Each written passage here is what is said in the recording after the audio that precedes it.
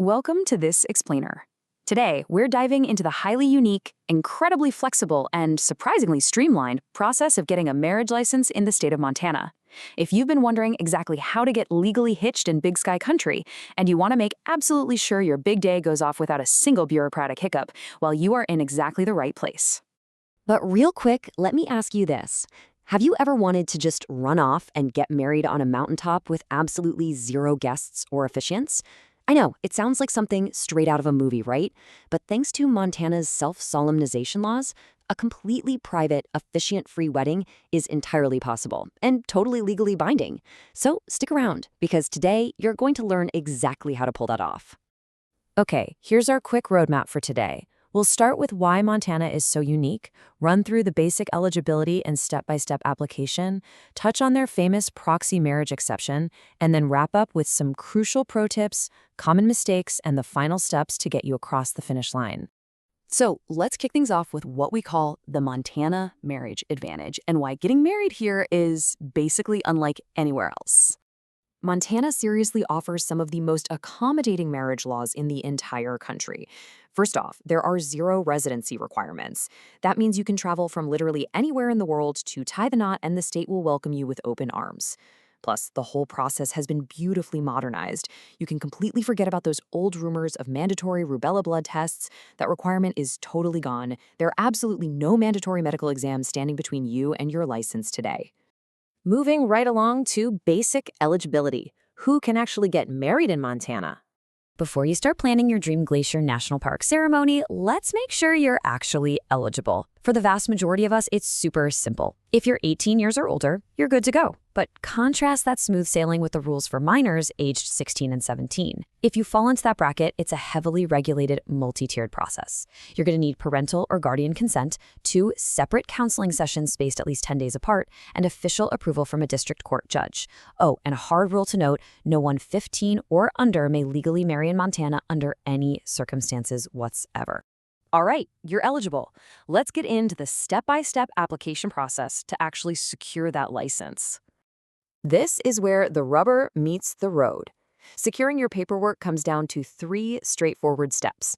Now, ideally, both partners need to appear in person at any county clerk's office. Keep in mind that most clerk offices operate from 8 a.m. to 5 p.m. Monday through Friday. And here's a huge tip.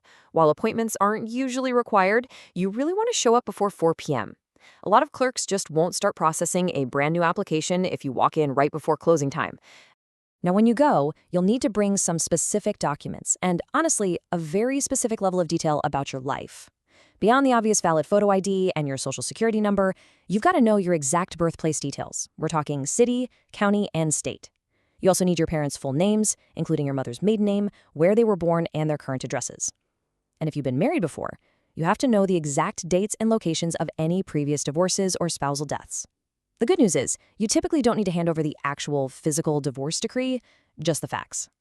While the state laws apply everywhere in Montana, you absolutely must check with your specific local courthouse. Take Jefferson County, for example. Local offices have their own administrative quirks.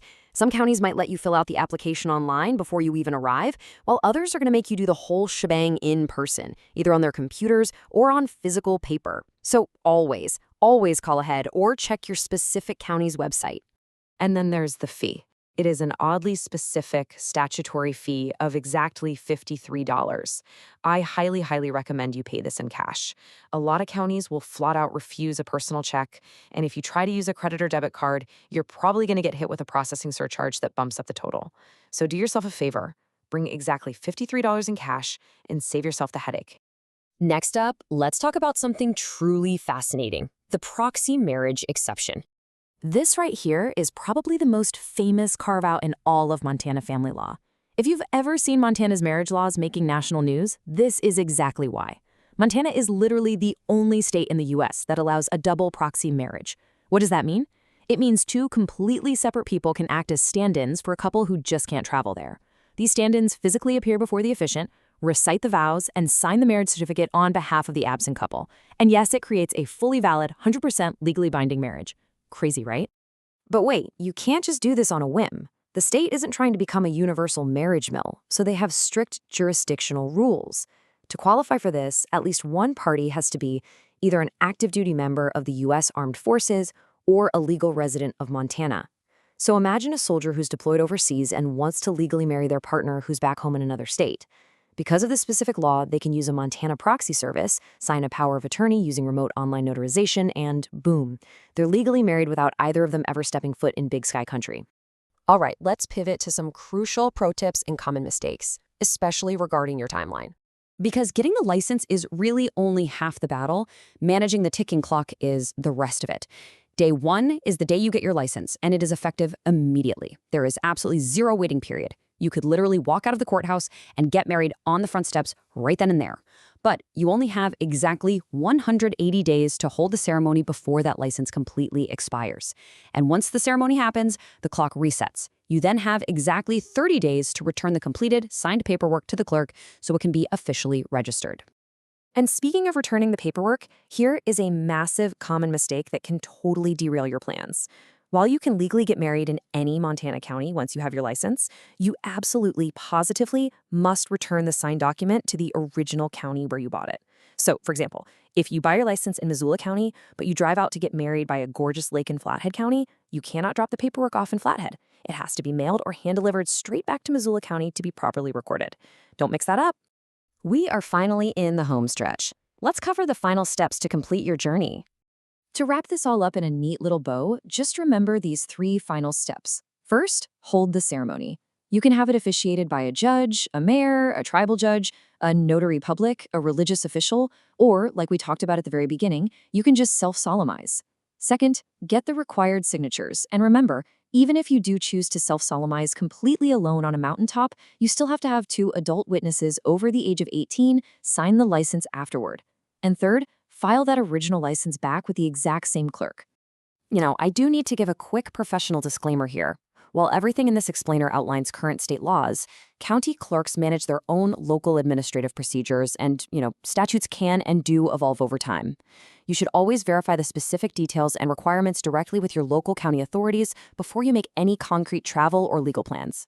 But armed with all this knowledge, you are fully prepared to navigate the Montana system without any delays. Go ahead and data those IDs, grab your $53 in cash, and you are well on your way. But it really makes you wonder, doesn't it? As the world gets more and more remote, will other states eventually start following Montana's lead with things like proxy laws and self-solemnization, or will this always remain a uniquely Big Sky privilege? Food for thought. Thanks so much for joining me on this explainer, and we will see you next time.